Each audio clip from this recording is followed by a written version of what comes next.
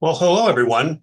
My name is Jim Ippolito. I am the Raton Law Endowed Professor of Soil Health and Fertility at The Ohio State University, and I am the chairperson of this National Academies Study Committee. In my role as chair of this study and as the moderator of today's meeting, I'd like to welcome everyone joining us on the live stream and all who may watch this recording later. The task being undertaken by this committee of the National Academies of Sciences, Engineering, and Medicine is to assist the USDA in building a framework for addressing PFASs on agricultural land.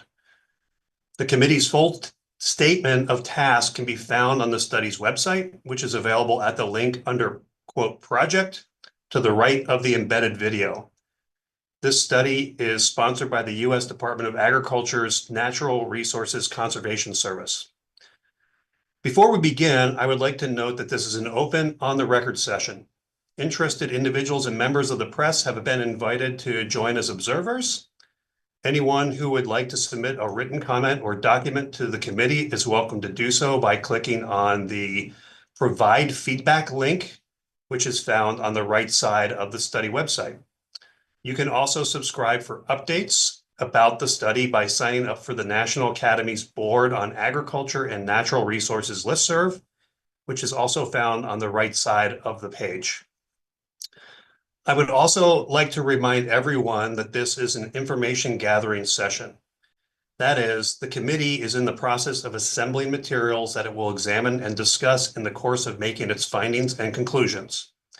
And therefore, I ask everyone to be mindful of the fact that this committee has made no conclusions and that it would be a mistake for anyone to leave the meeting today thinking otherwise. Comments made by individuals, including members of the committee, should not be interpreted as positions of the committee or of the academies. In addition, committee members typically ask probing questions in these information gathering sessions that may certainly not be indicative of their personal views. The committee will deliberate thoroughly before writing its draft report. Moreover, once the draft report is written, it must go through a rigorous review by experts who are anonymous to the committee, and the committee then must respond to these reviews with appropriate revisions that adequately satisfy the Academy's report review committee and the National Academy of Sciences president before it is considered an official Academy's report. With that said, we have a tight agenda today, and so I'm going to skip the introductions of the committee members, but you can find bios about the members on the study's website. Our agenda is to hear from 3 presenters during today's webinar and 2 more during tomorrow's webinar. And now what I would like to do is turn things over to Kara Laney, a Senior Program Officer with the Board on Agriculture and Natural Resources at the National Academies and the study director for this activity. Kara will give a brief overview of the National Academies study process. Thank you, Jim. Sam, if you could advance 2 slides. And just reiterate, you can find the bios for all the committee members on our website. Next slide, please, Sam. I just want to give a brief overview of the National Academies of Sciences, Engineering, and Medicine and our study process for those who might not be familiar with the National Academies. We were founded by a congressional charter and signed into existence in 1863 by President Lincoln.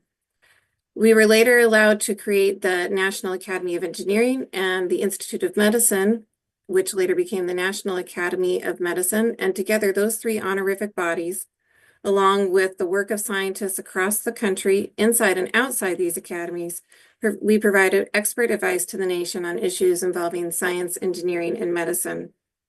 The mission detailed in our congressional charter is to investigate, examine, experiment, and report upon any subject of science or art whenever called upon by the federal government.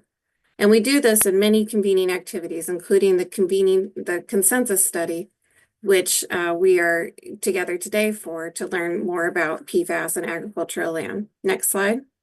So just to say a little bit more about consensus studies as opposed to the other convening activities that we put together. Consensus studies are conducted by a committee that's convened specifically for a unique statement of task. The experts who serve on this committee do so in their individual capacity, not as a representative of any institution or organization to which they may belong. and they do so as volunteers. Consensus study members review the state of the scientific literature to write a report that responds to the unique statement of task they have been given. And that report will hopefully be used to shape sound policies, inform public opinion, and advance the pursuit of the scientific field in question. Next slide, Sam. This is the general timeline for any consensus study. The study statement of task is defined through a negotiation between the study sponsor and the National Academies. As Jim mentioned, NRCS is the sponsor for this particular study. Next, we proceed to recruiting committee members. And once the committee is appointed by the president of the National Academy of Sciences, Marcia McNutt, we go into the information gathering section of the report process, which is where we are right now. As Jim mentioned, when the report is ready for review, when the draft report's ready for review, we recruit a number of people with similar expertise to those on the committee. And after they provide their critical comments, the committee revises the report in response to those comments. And the National Academies Report Review Committee decides whether the report is adequately responds to the reviews. If so, it's made available to the sponsor and publicly released. Next slide. I just want to say a brief thing about today's meeting and tomorrow's meeting. These are open session meetings, which means that the committee is hearing from outside speakers to gather information. And at these open session meetings, any member of the public can attend. When the committee meets in closed session, it's just the committee and National Academy staff, and that gives the committee the opportunity to deliberate on its statement of task. Next slide. This is the general timeline for our study. We hope to have a draft report into review by the fall and the final report out in the winter of 2026. Next slide. As Jim said, we are very short on time today, so you can find the entirety of the statement of task on the study's website. Next slide, Sam. And one more. And so here's the website address and the website homepage. There you can click to provide feedback to the committee if you wish. You can sign up to receive updates about the committee, including future information gathering sessions, which we are planning. You can find past sessions. The committee's had one meeting so far, and the recording of it is on the study website. And if you need to reach myself or any of my staff, our email addresses are here. So thank you. And with that, I'll pass it back to you, Jim. Great. Thank you, Kara. It is now my pleasure to welcome our guests from the USDA Agricultural Research Service. We will first hear from Dr. David Knabel, and Dr. Knabel is a Senior Management Advisor for the Natural Resources and Sustainable Agricultural Systems Program area of the ARS. He leads efforts related to the intersection of agricultural productivity and sustainability as affected by PFASs. From October 2016 to 2022, David was the ARS National Program Leader for Soil Biology, and he previously worked in academia as well as industry, studying the fate and transport of toxic chemicals. Dr. Knabel, thank you for joining us. The floor is yours. Thank you, Jim, and thank you to the committee and Kara and your team. It's a treat to be here. It's good to see you again, Jim. I'm going to start sharing my screen, and hopefully this will be seamless.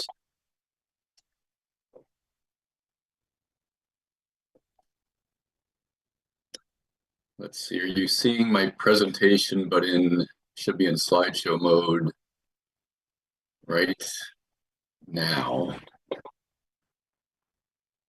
Does that look like slideshow mode? Yes. Okay, great. So again, thank you for the opportunity. I'll be sharing an overview of some of the ARS science that we conduct related to PFAS and some of our engagements. With one note being that ARS is a problem-solving agency. We conduct research to inform good policy, science-based policy. So what you'll be hearing about in my presentation, the others, is some of that then may be useful or already is useful to FPAC and other partner agencies. So you can see my title here for this group is just our vision to scientifically address PFAS in agriculture. And there are three main topics I want to walk through. One is what we call a research enterprise. Some of our scientists that are engaged in PFAS work or adjacent research, and then talk a little bit about a very vision-setting workshop that we held in September of last year, where we developed some focal points and roadmaps for how to solve problems in agriculture.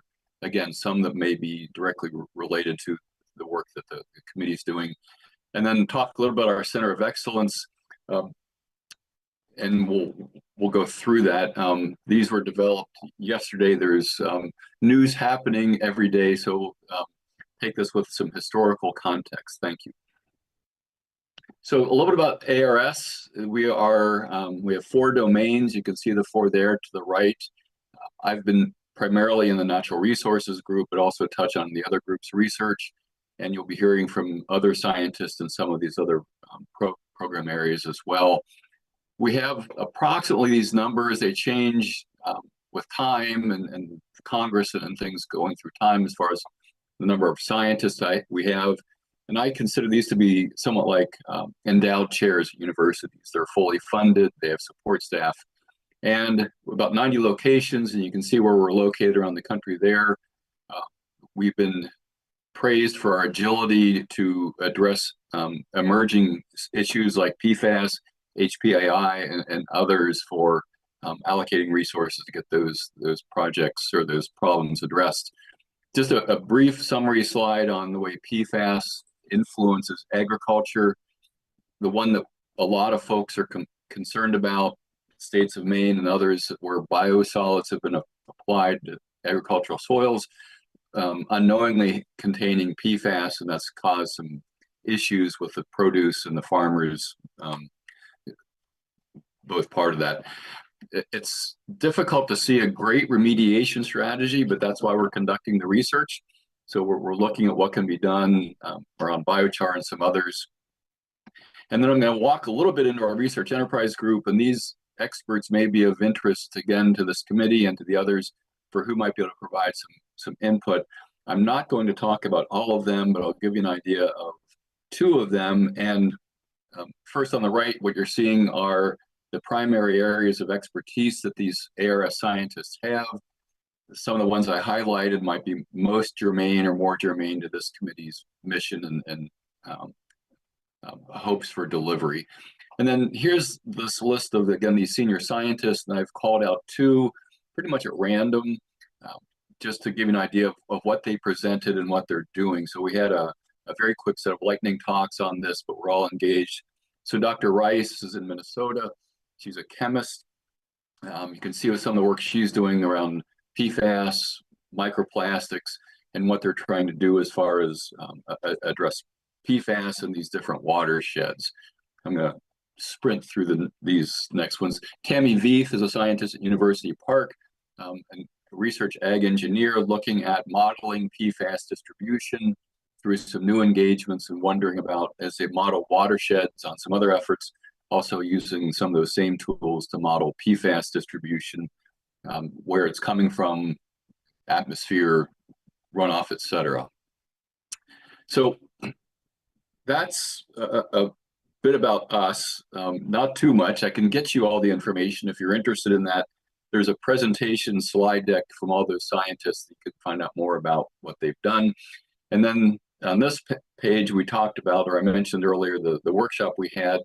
And I kind of want to walk through this a little bit with you because of the process of that workshop really enabled the outcomes to occur. And in setting it up at the bottom, you can see 8 different target areas where PFAS is an issue in agriculture, abatement data, and I won't read the others. But the way we set up the meeting was to hear from experts, get the ground set. And so here is the first day, some progress stories. We didn't want to start off with, here are all the challenges. We want to see where are we making progress. And so in the order of those topics, so you can see the names of the titles that were given, not necessarily the order of how the talks occurred, but you can see we tried to cover the gamut of the issues where PFAS is, where we're making progress, and then let the speaker pick their primary challenge. And that was in the morning. The afternoon, was similar, except turns out we lost our abatement speaker. So we heard from the other groups on here are these emerging challenges for agriculture on PFAS. What's the magnitude of the issue? What's the urgency, and which ones are feasible to solve? And then the second day, we primarily had breakout sessions all morning in those 8 groups to talk about here's where we're making progress, or here's what we need to do first. Have these boisterous conversations around tables for those breakout session attendees to have input into that. And then in the afternoon, we had report outs from those 8 groups. And then we went old school and we used large Post-it notes and had people write, or actually during the breakout sessions, they wrote down what all the challenges were. And then the attendees got together around those and talk about them. Then we had them rank actually the top 10, but actually their top 3 priorities of what was most important. And then in the evening, after that was completed, the coordinating committee for the workshop got together and said, well, how do these look? You know, these hundreds of challenges, which ones are similar or not? And it turns out that what we realized that there was so much overlap that we end up with 7 new focal areas that are a combination of those. And so we then met the third day to further elucidate those 7 challenges, and I'll be talking about those in just a second. And you know, further fine-tune what those are and what should be done on them. We shared finalized problem statements, and then we said, okay, now we've got these, how do we attack it? So we developed brief roadmaps, and so that's what we're going to next. And so then we reported out on that and left on a very good note. And here are these 7 focal areas, and I'm just starting with the first one. In the parentheses on the right side, you'll see which of the 8 original groups had this as a priority. So you can see data tools and mapping was very high, fate and transport, analytical methods, communication, education. So you can see how these priorities span those 8 groups. And then 3 more: thresholds, alternatives, and then biosolids. So those are the 7 focal areas that we'll be working on. And here are the priorities of how those worked out with a leadership committee that's evaluating those topics and which ones to attack first. And the next slide is busy. This is sort of a game plan, or by quarter, what we intend to do to make those focal areas live, engage research leaders, and then also the research community to then address those, work out a plan for early milestones, early deliverables, long-term milestones, long-term deliverables.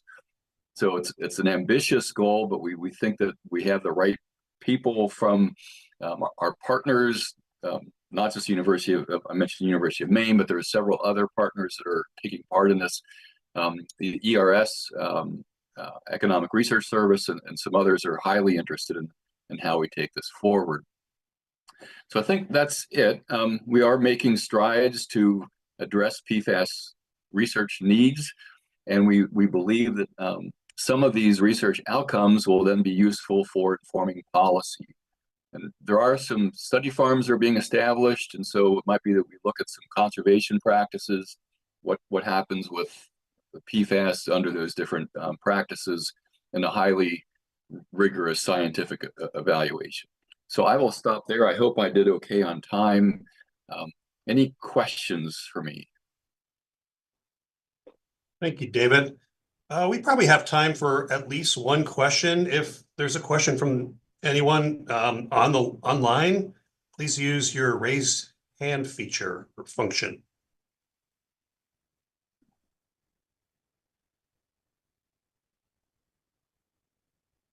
Okay. All right. Great. Well, thank you. Good to see you. You too. Yeah.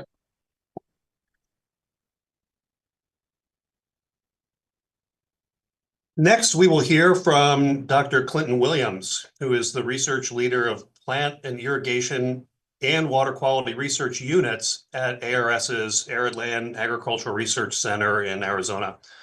Dr. Williams's research is related to the environmental and human health impacts of biologically active contaminants found in reclaimed municipal wastewater and the associated impacts on soil, biota, and natural waters in contact with wastewater. He's also looking for ways to characterize the environmental loading patterns of these compounds while concomitantly finding low-cost treatment alternatives to reduce the environmental concentration using byproducts capable of removing the compounds from water supplies. Dr. Williams, we look forward to your presentation. Thank you, Jim. So today my talk is going to be, before I go on, can you see my slideshow? Yes. Okay. So my talk is going to be on sort of some of the farm practices and some of the like on-farm issues with PFAS and crop production systems.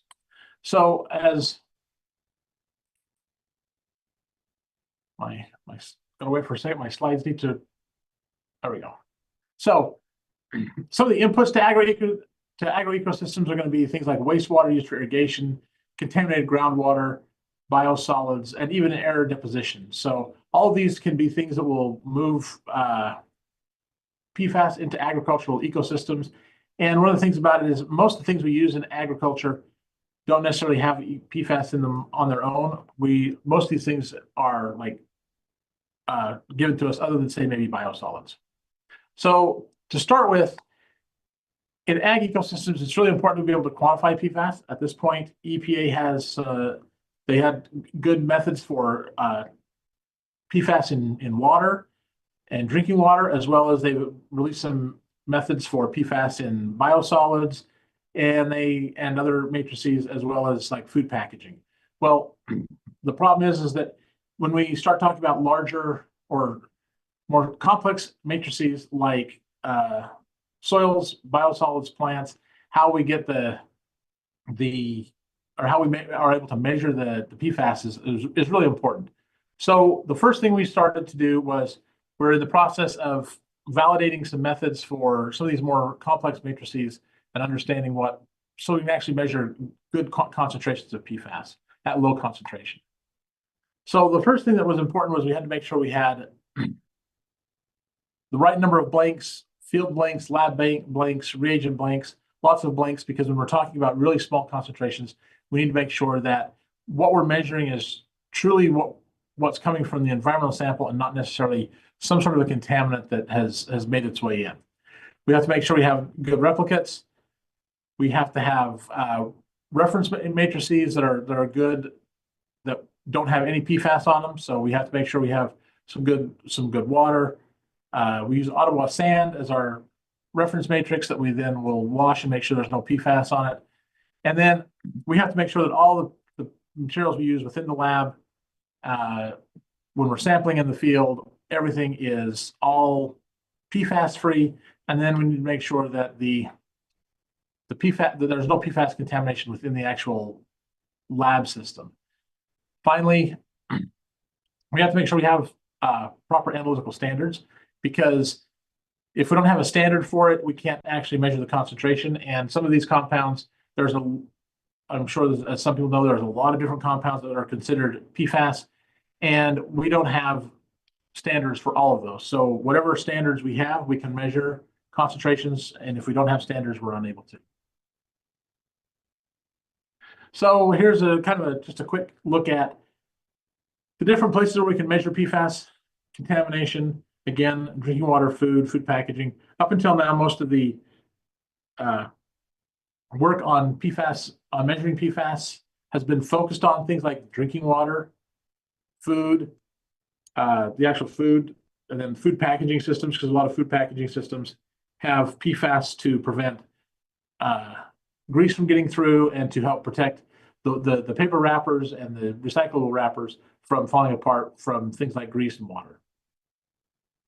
And the thing about this is that it really shows that we have really high variability between the different, the limit of quantification for these different compounds or these different places.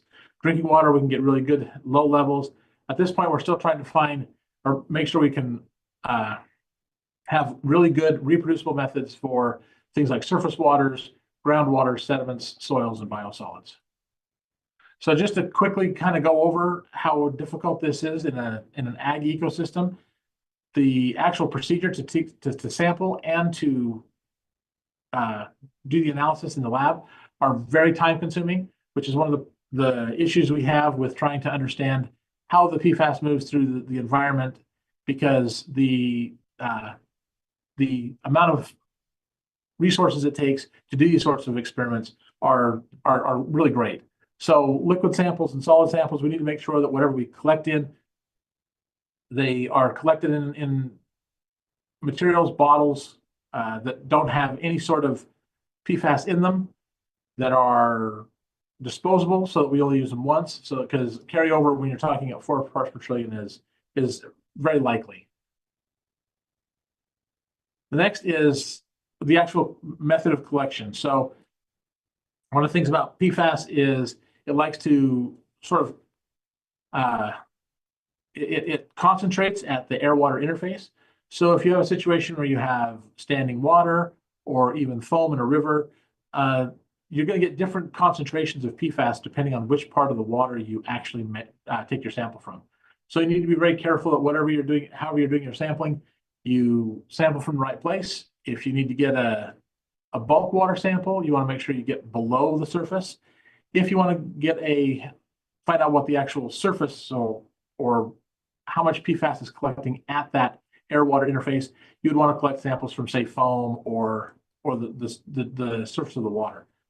Normally, we sample about 500 mils, and don't fill the bottle past the shoulder, so that if you have to freeze the sample, then the expansion isn't going to break the bottle. The next thing is that all the aqueous samples have to be and solid samples have to be protected from both light and at or below 6 degrees C from the time of collection until they're shipped to the laboratory. And then once received by the laboratory, the samples have to be stored in either 0 to 6 or at below -20 until preparation can occur. And because of this, you can see that it can become very difficult if you have to ship samples long distance, if you're not near your lab when you're taking your samples, that you have to store lots and lots of samples and make sure that along the entire way, you haven't gotten any sort of cross-contamination. And if possible, you want to freeze your samples for longer storage. So just to show you, it's difficult, time-consuming to go out and do the sampling. We did some sampling in agro-ecosystems and then also water bodies that were near ag, as well as some pristine areas that were next to ag, but not. So we were looking at both what was coming onto ag fields, off of ag fields, and then potential sources around.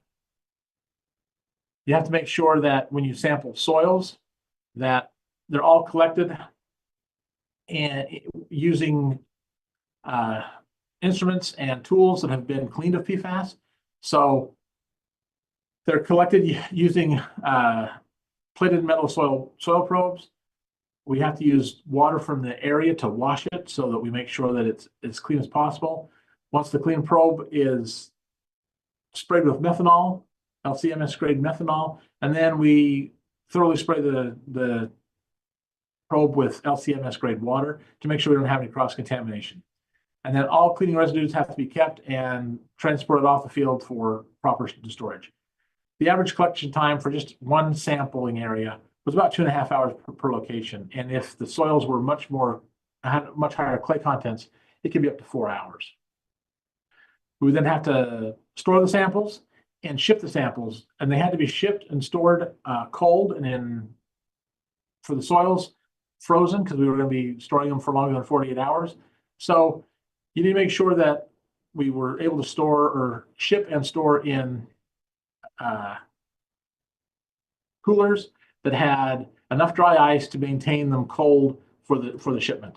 And for us, we were shipping to Arizona, and in the summertime, when it gets to Arizona, it's hot, so you have to make sure you have plenty of dry ice.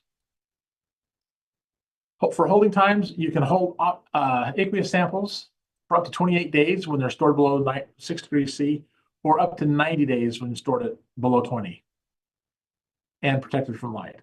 Soil and sediment samples can be held for up to 90 days if stored in the lab in the dark at 0 to 6 degrees C or below -20. Biosolid samples may be held for up to 90 days, but if they're stored in the dark, 0 to 6, but it's better to store those at -20 because the biosolids can start to grow things at just anywhere between 0 to 6.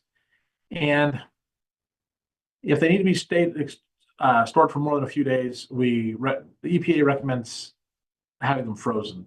So we decided that we wanted to see how well the 1633 the EPA 1633 method worked on these. So we set up some experiments to look at and had to on some of the procedures modify them slightly. So for the sample preparation, for aqueous samples, all pH should be between at 6.5 plus or minus 0.5, and we would adjust that with 50% formic acid or ammonium hydroxide.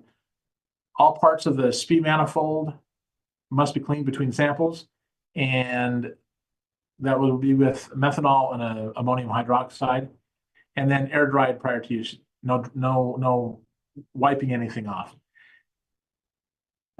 We would sonicate with methanol and ammonium hydroxide in between samples if we had to. And the other thing we had to do is we had to homogenize the samples, precondition the cartridges, and not allow the wax SPEs to dry out. And then make sure we don't use any HDPE or fluoropolymer particles in any of the parts that might come in contact with our sample. For soil samples, we had to have at least 5 grams dry weight, and the maximum weight for biosolids is about 0.5 gram per dry weight. For soil samples, it took 24 hours. You wanted to mix the sample, determine the water content. We would weigh out an aliquot and add 0.3% methanol and ammonium hydroxide. We would vortex mix them, shake for 30 minutes, centrifuge for 15 minutes, repeat the extraction steps 2 times, and collect them all together. Then we would concentrate the extract, add reagent water, so that we could then run them through the solid phase extraction cartridge to clean the system. We would elute it and then constitute and reconstitute. So we'd evaporate and then reconstitute. And overall, to do this took about 2 days per sample, because you'd have to SPE them on one day, and the next day we would elute them and concentrate them. For plant tissue samples, we would do freeze dry them we would freeze dry the sample, manually grind it, weigh an aliquot out, add the methanol and 400 millimolar ammonium acetate, vortex mix it, ultrasonicate for 30 minutes, centrifuge for 15, repeat the extraction steps 2 times. Then after we had collected those, we would be able to use solid phase extraction and then concentrate. So for samples, per set of samples we could run, it would take us about between 5 and 10 hours. And the one thing that we found was that when we did this, we looked at biosolids, manures, dirty water, so surface waters, and soil. And as you can see, for the most part, we were able to get fairly good matrix cleaning, so we didn't have a lot of background interferences, and we had good separation of peaks and good peak shapes. When we actually analyzed the samples to look at our recovery for known addition, so we would apply, or we would add a known amount of isotopically labeled with a non-radioactive isotopically labeled PFAS onto the soil, do the extraction, and our recovery percentages ranged anywhere between about 65% all the way up to 100%, just slightly over 100% for the different PFASs you see listed there, as well as our root mean squared difference for the different samples were anywhere between about 1 and 12%. So the thing about that is that in all cases, these met the requirements of EPA method 1633. So we knew that our cleanups were working well. Again, when we looked at extraction standard solution recovery, we had recovery rates between 30 and 88%. And this is within the limits that EPA says for method 1633. And that means that the numbers that we are actually measuring are good numbers, and we can have some confidence in the numbers that we get. So then the other thing we wanted to look at was when you handle the samples. So the biggest thing that EPA mentions in 1633 is they really don't want you to dry the samples. They want them to be field moist, but sometimes you can't do that. You may have some samples that are old. So we wanted to look and see if there was a difference between if they were wet or if they were dried out. If we wet them back up, what would give us our best extraction methods? So what we did was we looked at one where we looked at two different soils with the same clay content, and we would incubate the soils by wetting it up to 1 bar or a slurry that meant it was more than saturation and used a 24-hour incubation time. And so in one case, we took samples that had been dried at 65C and further ground, and then a sample where we simply had the field moist soil, and we kept it in ice after collection and then kept it -80. So after we took the -80 soils out of the freezer, we then measured the water content, wet them up to the same water content as so these are the exact same soils, wet them up to 1 bar and then to the same slurry as the ones that had been dried. So then we looked at a clay loam soil. We wanted to see what our recoveries were like. So if you look at this, you can see that our recoveries were always higher if we used the slurry instead of the 1 bar. In the soil 2, the slurry and the 1 bar were not statistically different, but the mean was higher. And then in the soil 1, the slurry gave us a higher recovery. And these were all spiked samples.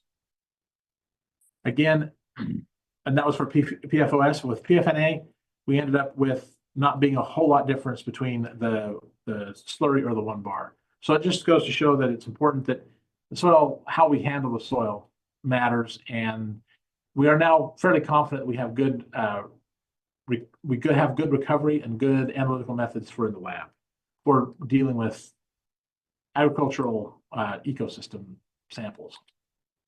So then we want to look at source. So again, here's the situation where we're looking at things that might be applied to soil. These were just some pot studies. And we took some lettuce and we grew it in pots. We looked at it after 12 days of sowing, and this was what was in the soil. So if you look, commercial fertilizer actually had PFBA in it, and PFOA was quite low.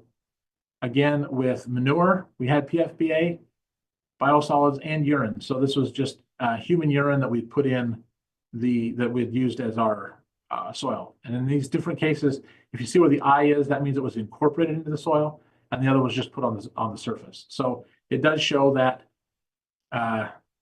PFBA, we have a significant amount of that coming from just normal ag inputs.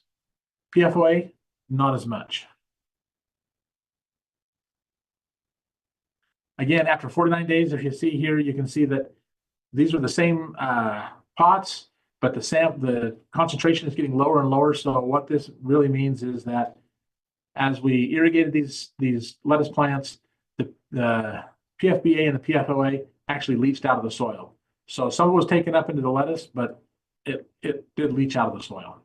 But we've been able to show that our extraction techniques actually give us good results and fairly reproducible, because if you look, we don't have a lot of spread around the samples, and it shows that we can measure concentrations that are kind of environmental concentrations and get good results.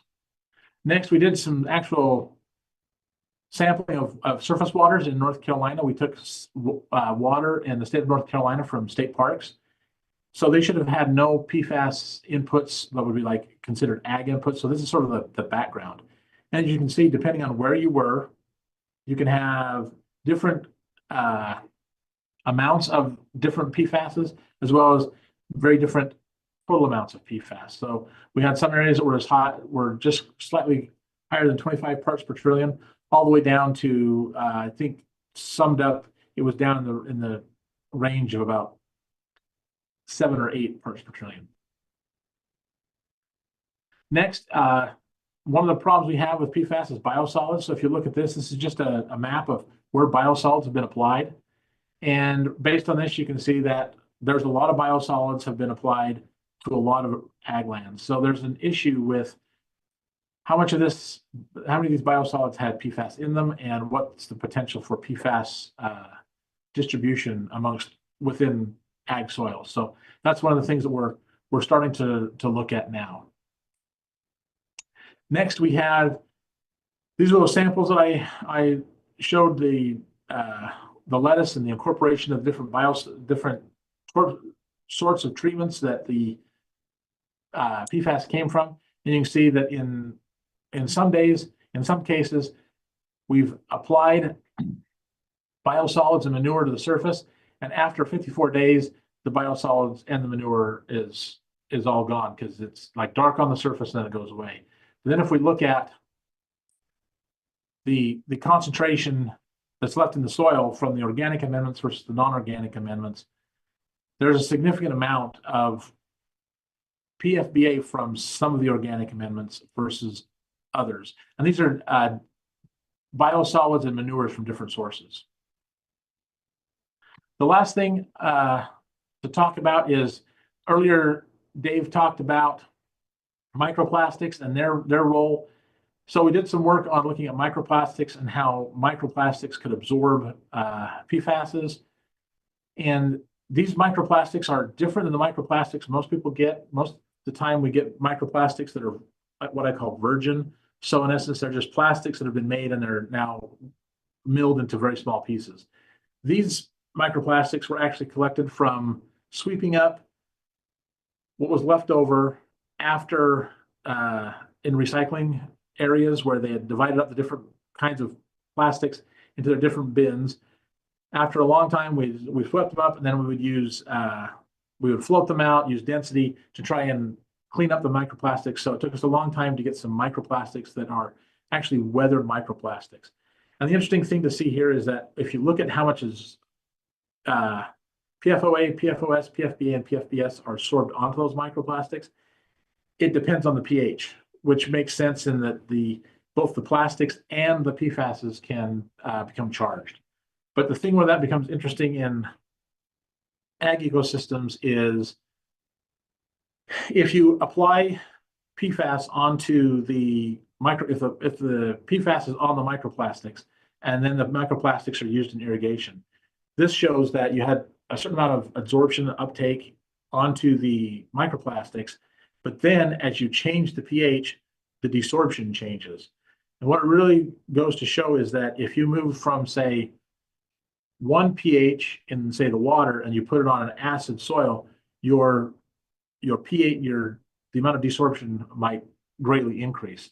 So the microplastics now can become a way for PFAS to get moved around the soil system in a way that the PFASs can be sorbed onto microplastics, maybe then used in irrigation or moved around, and then a different pH regime is in the soil, and now you can get desorption of large amounts.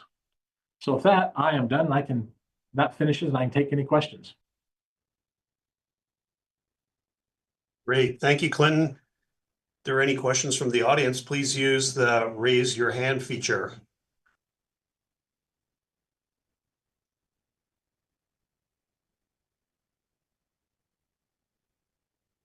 Perfect. Thank you again, Clinton. Last but not least for today, we will hear from Dr. Jude Mall. Dr. Mall is a research ecologist with the USDA Agricultural Research Service. He studies the microbiomes important for sustainable agricultural production by understanding soil ecology, biogeochemistry, and plant genomics. The results are used to enhance our ability to build sustainable, productive, and multifunctional agroecosystems. Biogeochemical and molecular ecological methods are used to identify linkages between landscape scale management decisions and microscale soil, microbial, and plant molecular processes. Thank you for joining us today, Dr. Mall. Thank you. Thank you very much for the invitation. Can you hear me okay? Yes, we can. Okay, I will going to share. Can you see my screen okay?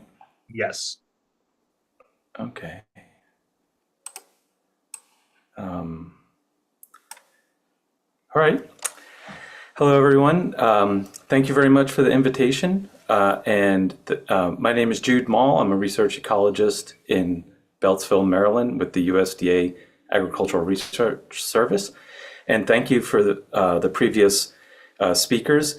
I'm going to try to present today a ecological view of PFAS and its the fate and transport of it in our environment, and talk about some sort of conceptual ways of maybe how we can attack this problem that we have.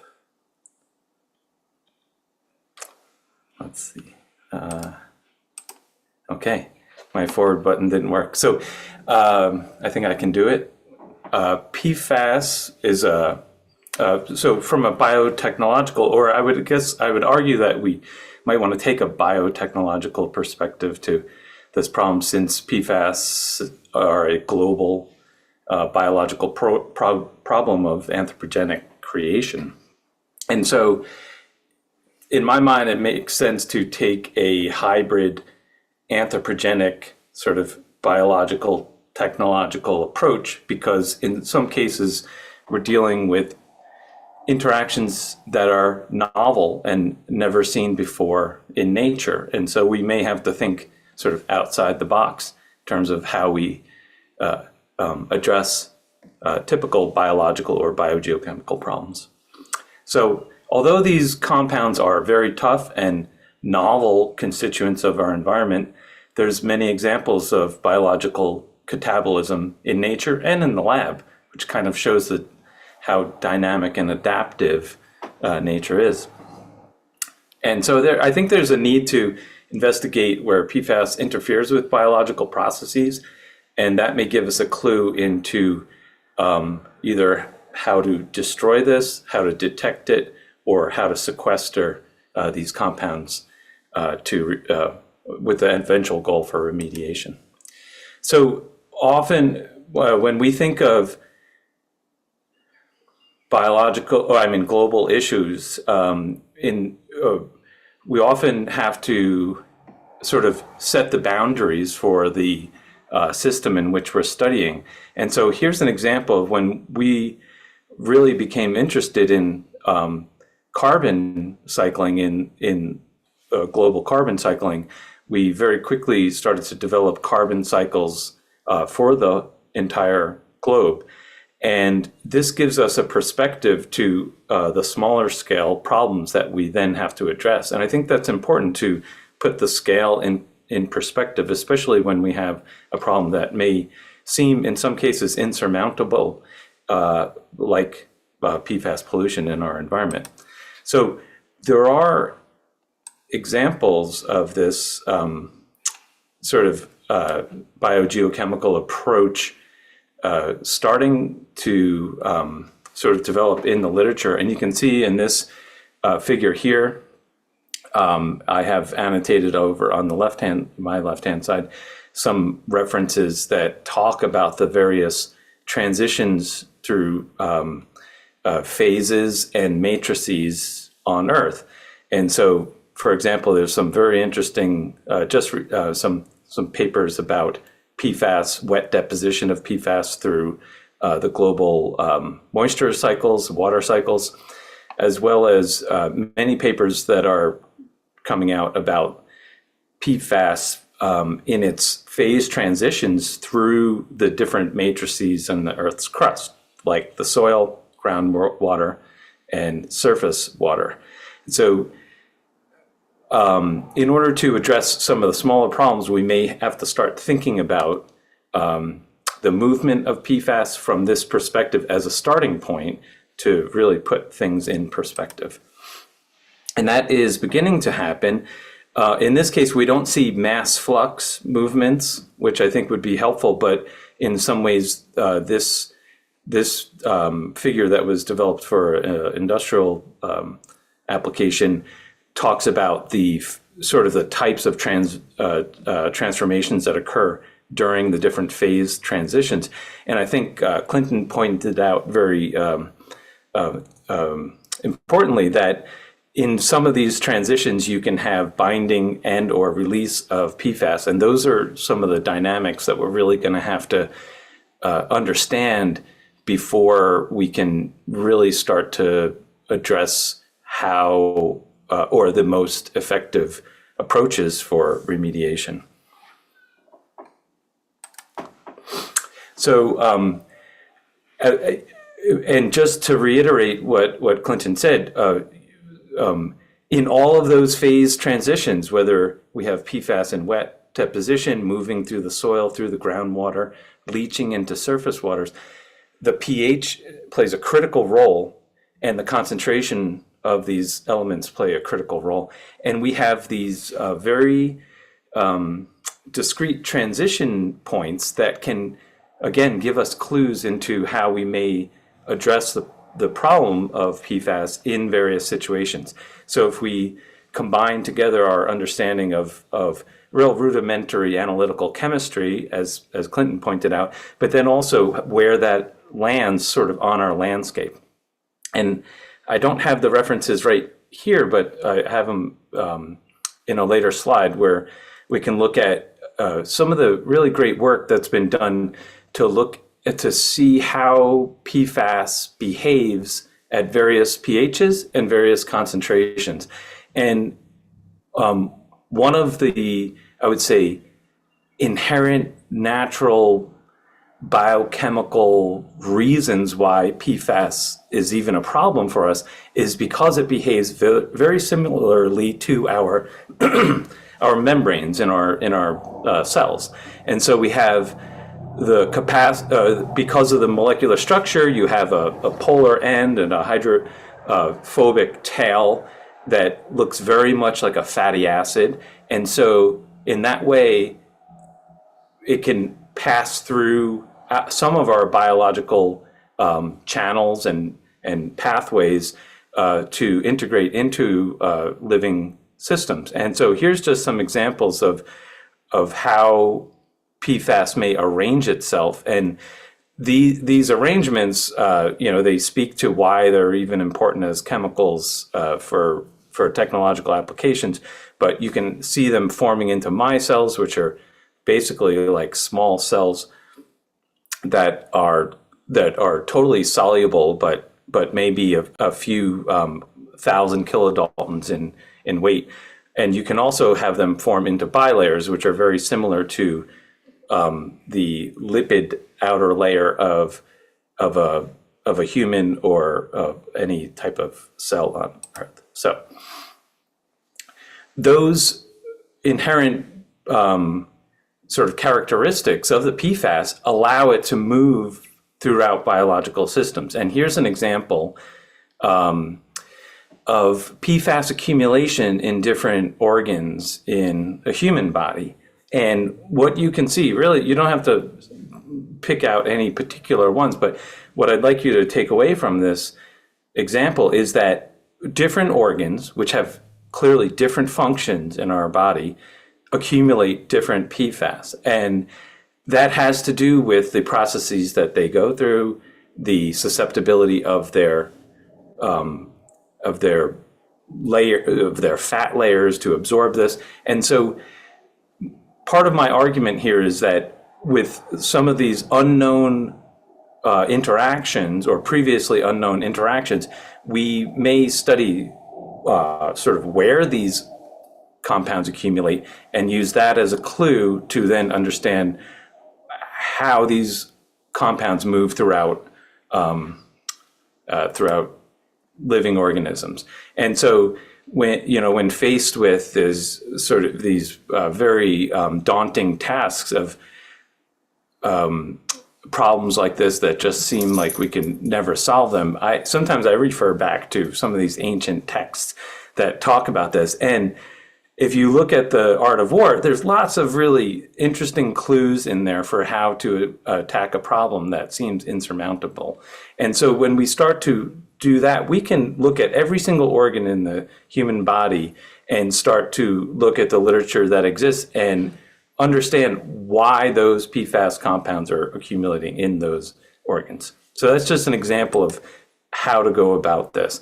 And we see that in degradation of PFAS, there's a range of approaches that really are dependent on the chemical structure of these compounds. So you can imagine this as a gradient from brute force, just full energy application and destruction of the PFAS compounds, to biodegradation, which is really the other end of the spectrum in terms of trying to understand potentially more efficient methodology for decomposition. So there's been some success for decomposition at the biological level, and especially when there is the process is augmented by physical or chemical pretreatment of the PFAS compounds, such as purposeful creation of those micelles and potential treatment with either chemical treatment or energy treatment, such as UV. When looking at sort of unassisted biological degradation, there's evidence both in anaerobic and aerobic conditions. So we see that the microbial community has adapted, well, we don't know if it's adapted, but has the capacity in some cases to cleave the fluorine-carbon bond, which is an extremely hard bond to cleave. In some cases, we've seen more examples of this in anaerobic conditions, and what the literature is supporting is that many of the organisms that we identify from extreme conditions may have biochemical capacities to break down PFAS. There's a number of enzymes that are commonly used in detoxification, microbial detoxification in what I would call extreme environments, such as extremely high concentration of salt in hot springs or highly acidic environments. And these types of metabolism are going to be key for going forward with exploring or biomining microbial communities for these types of activities. There's examples that have already been published in the literature of up to 50% degradation of full conversion of some of these compounds to fluorine. And we're really just scratching the sort of the surface of exploring microbes for these types of functions or activities. And I think we're going to have to look in lots of different environments and use some of the previously identified types of what we would call extremophile or extreme metabolism as clues for how we may really break down these very, very tough carbon-fluorine bonds. So the acidomicrobium, as you may guess, was identified from acid hot springs. And some of these other organisms, Pseudomonas, they're really known for having a whole arsenal of various biochemical capacities within their genomes.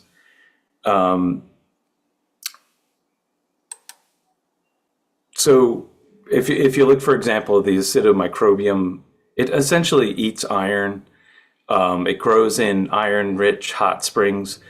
And if we look at some of the compounds that it can grow on, it essentially uses really whatever the environment throws at it as an electron acceptor, and it's capable of cleaving that carbon-fluorine bond. So there's really no belief that we're going to find an organism that can completely break down these PFAS compounds, but really the understanding the functionality and where this capacity fits within the metabolic pathways of these organisms are going to give us the tools to then potentially create improved either versions or technologies that can utilize this. Another example is this Pseudomonas plicoglycicata. It's very closely related to Pseudomonas batuta. These organisms are known to have a whole array of metabolic capacity that in some cases uses chelated metals to act as sort of superchargers, or in some ways you can almost think of it as a battery within an enzyme holding or capacitor within an enzyme holding a charge.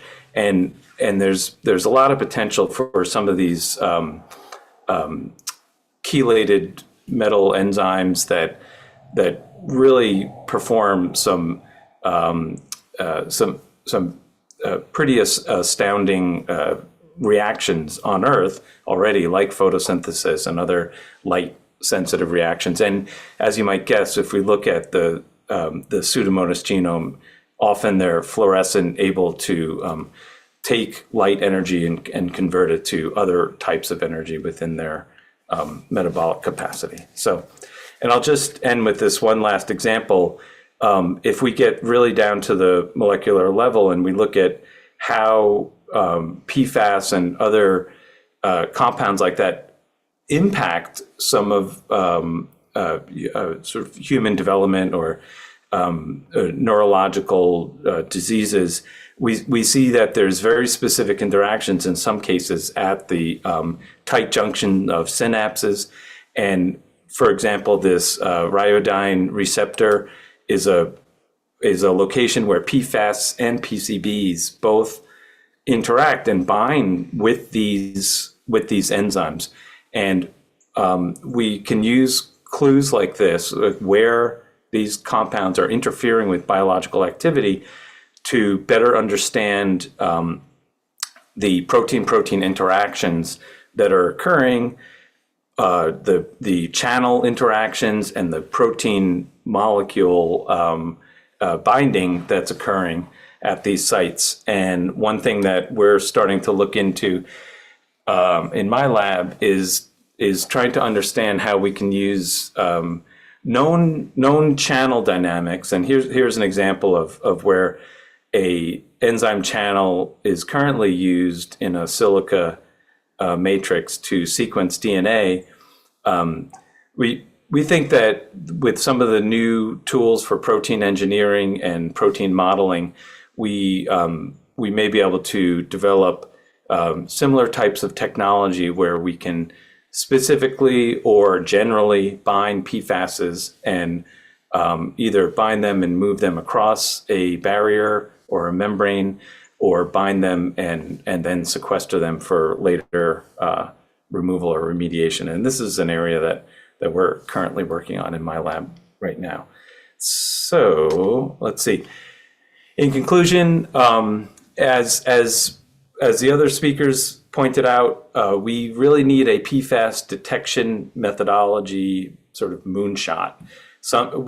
We need to understand sort of the breadth of the problem And like I began with sort of how PFAS moves around our globe before we can really start understanding how to remediate it. I think with that sort of global perspective, also looking at very specific biological kinetics are critical for understanding how PFAS interacts with life and can give us clues into understanding how to remediate it. So there's some other things. Physiochemical properties of PFAS are relevant to biodegradation, and these areas of bioaccumulation may again give us clues into how we may be able to partition PFAS in some technological way that we just don't see yet. And I think we're currently using some machine learning and artificial intelligence tools to help us try to understand how PFAS may interact with known biochemical and enzymatic pathways in all life on Earth. So, thank you, and I'd be happy to take any questions.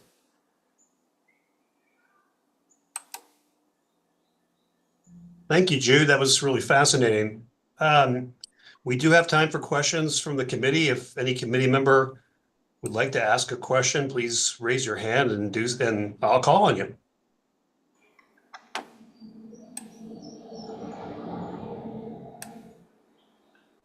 We have a few questions coming in to me from the chat. First question is for you, Jude. If you wouldn't mind, could you hypothesize how these microbial breakdown options might be deployed? And is there an idea that these organisms could be applied to places like soils or maybe wastewater treatment plants, et cetera? I feel so if we look at the detectable concentrations that are biologically relevant, sort of in water, for example, I'm highly doubtful that we could introduce a microbe that would go and seek out these molecules and degrade them. My background is in this world of molecular ecology, and I feel like I wanted to try to give that message that we may be able to use the understanding of microbes, or maybe even if we can concentrate PFAS and then use the microbes to feed on a solid form of it. But unleashing a microbe to the environment, it seems very cost prohibitive. And we've seen that with things like biological controls for disease. And I mean, to some degree, sometimes they work, and that may be even much more of a low or much a lower risk type of application. But I feel like using them for direct degradation in the environment may not be stoichiometrically feasible, but using our understanding of in culture, if we have a biological process that can degrade these bonds, it may be insight into how we can do it. And for example, on a regular basis, we have produced enzymes by yeast in giant fermenters to perform activities on the industrial scale. And that's sort of what I'm envisioning from my understanding of microbes, that it may be an efficient way that we're not seeing yet, that maybe we don't even see the application yet, but just growing them and putting them on the landscape, I don't know if it would be effective. I would love to hear further discussion on that. Great. Yeah, good answer. Thank you. We have another question for Clinton, and it looks like you have some projects, Clinton, that specifically are related to maybe conservation. If you would like to share anything about those types of projects. No, it's not about conservation. It's more about just trying to get an idea of where, kind of like Jude was talking about, where PFAS is in the environment. Is it just in soils where you've had biosolids applied? Do biosolids not really, it may be hit or miss that sometimes some soils have had biosolids, some haven't. It's just a matter of trying to get an idea of what's the actual scope of the problem. Because once we know the scope of the problem, then we can start to narrow down what might be, the more places you can find it or not find it will help us understand more what might have led to it being there or led to it not being there. Great, thank you.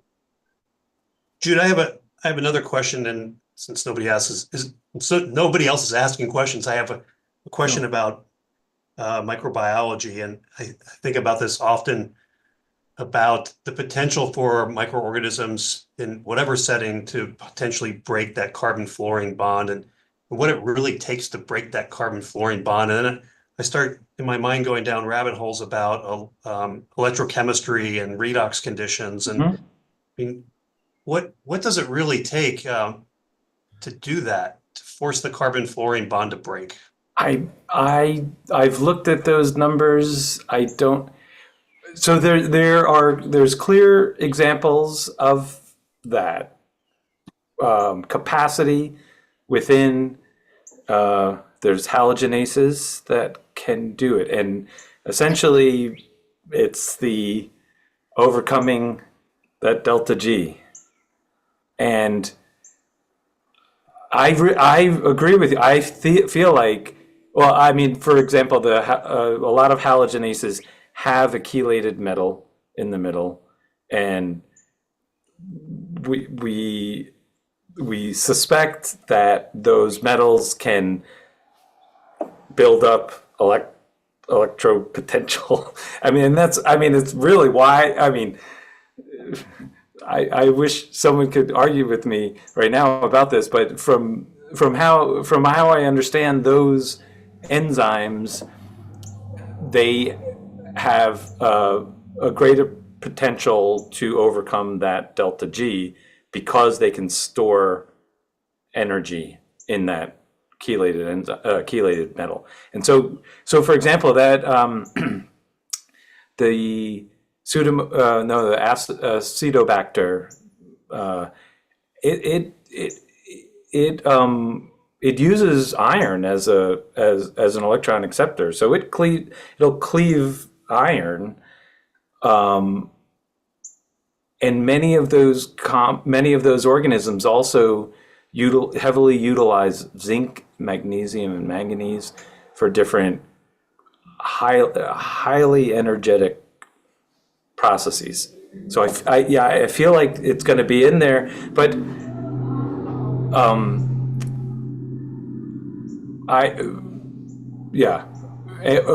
and I don't think that just the degradation is a critical part of understanding how microbes might play a role, because sequestration, or like those last slides I showed, if we could create membranes that had very specific channels on them to move PFAS from one side of the membrane to another, it could be a way to sequester. So you put that maybe in your sewage treatment plant in some way, but potentially also a way to identify, maybe on a nanoscale, to use that as an identification technology.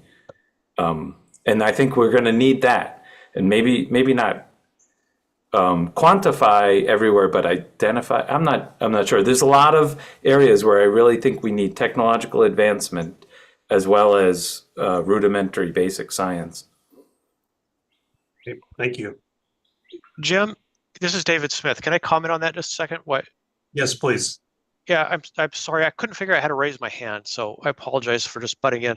Yeah, I think Jude's right on that with respect to the defluorinases and the enzymatic capabilities. I think the literature says that they're there, and if you look at some of the water remediation technologies that use oxidative techniques coupled with whether it's UV light or whether it's a catalyst, some of the microbes have to interact with some type of catalyst to to be able to pull that bond apart. And the trick is going to be finding that right combination of catalyst and enzyme, and then I would say probably engineering something for an industrial scale. But I think the reason that sometimes we struggle with this is that enzyme can knock the fluorine off, but I think the rates are not really that great. So whenever you talk about enzymatic reactions, you have to talk about the activation energy, the bond energy, what's being broken, but also how fast does it do it? And for the carbon-hydrogen bonds, we're used to really fast rates. For these halogens, even though it's biologically possible, that doesn't mean that it's probable for an industrial process. I don't think that adds a whole lot. It just, but I had a biochemistry teacher one time say, well, there's a way that you can do almost anything. You just have to find the right trick. And there's a lot of research in there. And I can guarantee you there's a lot of people probably on this call that love to find that trick. Mm-hmm. Yeah. Good comment. David, I look like you went off mute for a little bit. Do you have a comment? Oh, I was just gonna kind of jump on the bandwagon with what Jude said about it's having worked in the bioremediation area. It's a really tough solution to try to develop specific microorganisms to treat a specific contaminant and add them to an environment. The environment you're adding them to already has an existing microbial population that's adapted and evolved to be in that situation. Add a lot of new ones in who've been grown in a bioreactor, and they're not going to be used to that soil condition, the temperatures, the matrix, all that. And the protozoans in that system are going to see those microbes as dinner, essentially. So it's really an ecological question. Jude pointed out very correctly that the concentrations are low. And so the benefit to an organism breaking down the PFAS molecule, not, I won't say never, it really isn't that advantageous for the organism. It might be happening fortuitously. The enzyme that might be doing it might actually be the part of the organism's genome and protein suite because it works on something else. So it's a challenge. Jude, and didn't bring it up here, but I'm going to say watch for Jude's research in the future because he has some really novel ideas about addressing that. And I don't think he wants to share it just yet because it's some really interesting approaches. But that's, we just wanted to point out that, as David said, a lot of people are really interested in finding that solution. So there's a lot, great motivation, a lot of brilliant minds out there. So we might see some things coming. So just a little bit of an editorial, but thank you. That's Great, all. Thank you. And I would also add that one of the things about PFAS is all the technologies we have right now to, in essence, treat PFAS, that we don't have any ones yet that really are destroying the PFAS in a reasonable way. But we have a lot of methods, a lot of treatments that will concentrate the PFAS. So take it, say, from a very low concentration in water, and we can concentrate to a much higher concentration in water. So that's the one place where microorganisms in the future might be able to help, is that once you've actually concentrated it, so you have a lot, a much higher concentration, then it does make sense for the microbes to want to actually degrade it. Yes, that completely makes sense, and and you can use that from a manipulative perspective from the standpoint of forcing reactions in one direction or another once you have it concentrated. And I think that's a really good point. And I really think this is a problem that's going to take multiple tricks. Like, can we say that? It's going to take a toolbox full of tools and tricks to solve. And that's why I think this is a great forum, because it has a few different perspectives on this. And I think we're gonna have to continue to really think outside the box to start to address some of these issues. Great comments. Any other questions, comments from the audience?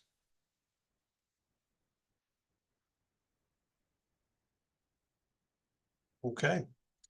Well, thank you, Jude, Clinton, David, for joining us today and sharing your knowledge with us. Tomorrow, we will continue this discussion at 1 p.m. Eastern Time with ARS scientists Sarah Lupton and David Smith. I invite you all to join us again then. Thanks and have a great day. Thank you.